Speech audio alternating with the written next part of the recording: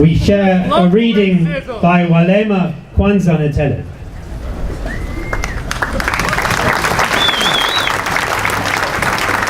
Good evening, everybody. People are hungry, and they have a right to be.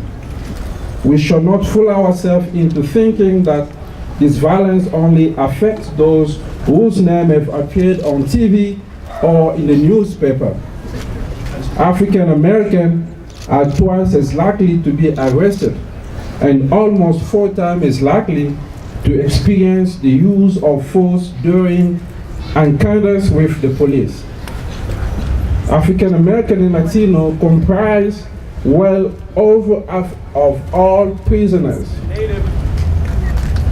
Even though African American and Latinos make up approximately only 1/4 of the total US population.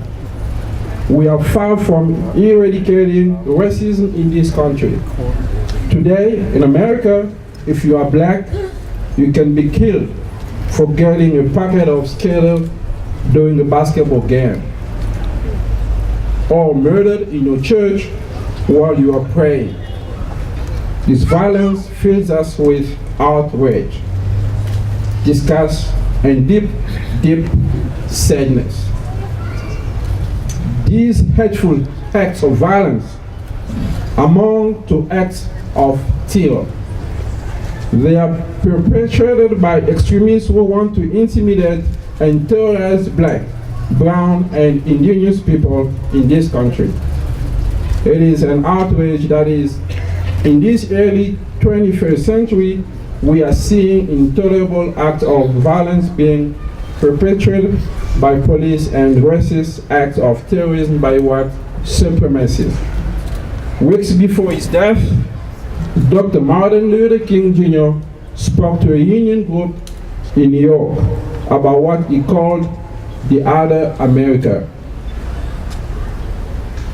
When America is flowing with the milk of prosperity and the honey of equality, King said that America is the habitat of millions of people who have food and material necessity for their bodies, culture, and education, for their mind, freedom, and human dignity for their spirit.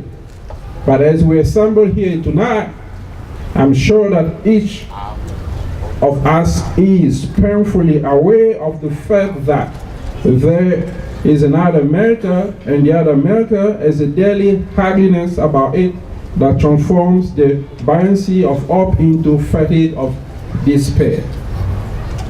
But what King saw in 1968 and what we all should recognize today is that if necessary, to try to address the rampant economic inequality while also tackling on the issue of societal racism, we must at the same time address the structural and institutional racism which exists in this country, while at the same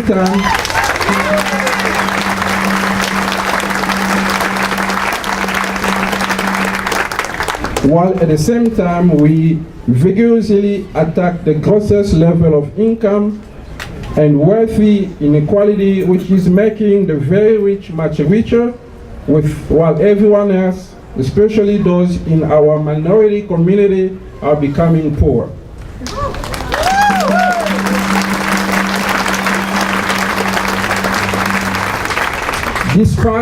Despite all the challenge, Reverend King believes in a day when justice will roll down like water and righteousness like a mighty stream. He believed in a day when freedom would ring for all.